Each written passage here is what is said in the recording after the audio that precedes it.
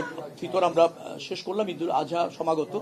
তো সেখানে কিভাবে আবার আরো বেশি কার্যকর করা যায়, আরো বেশি সুফল পাওয়া যায়, আরো বেশি নিরাপদ করা যায়, সে ব্যাপারে সবার মতামত আমরা জানলাম।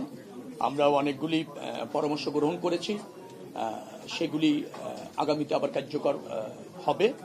সেই ব্যাপারেই আমরা আজকে এই মিটিংটা করেছিলাম।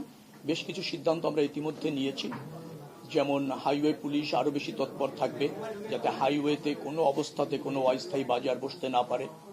আমরা গতবার সিদ্ধান্ত নিয়েছিলাম ট্রাক, লরি এবং কাভার ভ্যান ঈদের আগে 3 দিন এবং ঈদের পরে 3 দিন রাস্তায় চলবে না, কিন্তু আমরা দেখতে পেয়েছি যে ট্রাকগুলি এসেছে, নিয়ন্ত্রণ করা যায়নি, যার ফলে কিছুটা হলেও ঢাকা যমুনার যে ব্রিজ সেখানে একটু যানজট হয়েছিল, স্থবির হয়নি, যান চলাচল অব্যাহত ছিল। অন্যান্য হাইওয়ে ধরুন ঢাকা খুলনা, ঢাকা চিটাগাং, ঢাকা বরিশাল, ঢাকা আরিচা, এই ওয়েগুলি বেশ স্মুথলি গাড়ি গিয়েছে।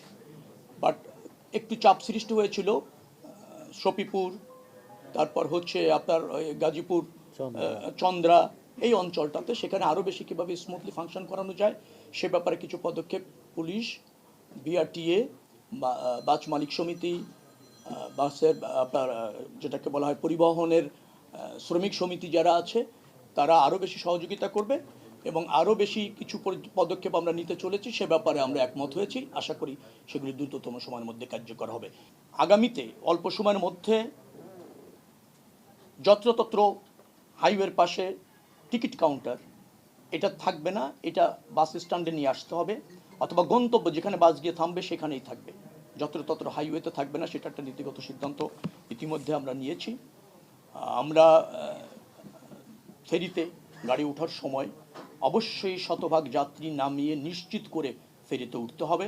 ওখানে একটা ব্যারিয়ারের কথা বলা হয়েছে, ব্যারিয়ার থাকবে, যদিও ওটা একটু কৌশলগতভাবে সমস্যা আছে, তো তারপরও আমরা ব্যারিয়ার থাকবে এবং বিআরটিএ এবং ধরেন মালিক সমিতি তারা নিশ্চিত করছে যে যাত্রী সম্পূর্ণ নামিয়ে গাড়ি ফেরিতে উঠতে হবে। এরকম বেশ কিছু সিদ্ধান্ত নিয়েছি, কার্যকর হবে। জিপিএস সিস্টেম আমরা চালু করার নীতিগত সিদ্ধান্ত নিয়েছি। সব পাবলিক পরিবহনে, সব পরিবহনে জিপিএস থাকবে। তাহলে দেখবেন যে নিয়ন্ত্রণ আরও বেশি সম্ভব হবে, স্পিড নিয়ন্ত্রণ করা যাবে, গাড়ির অবস্থান নিয়ন্ত্রণ করা যাবে, কে ট্রাফিক রুল মানছে না নিয়ন্ত্রণ করা যাবে, কে মাঝপথ থেকে ঘুরিয়ে যাত্রী নিয়ে চলে যাচ্ছে মানে টিকিট ছাড়াই ইসের মধ্যে আর কি, যাত্রীদেরকে তুলে তার ইচ্ছা মতো ভাড়া নিয়ে চলে যাচ্ছে গন্তব্যে, সেগুলো নিয়ন্ত্রণ করা সম্ভব হবে।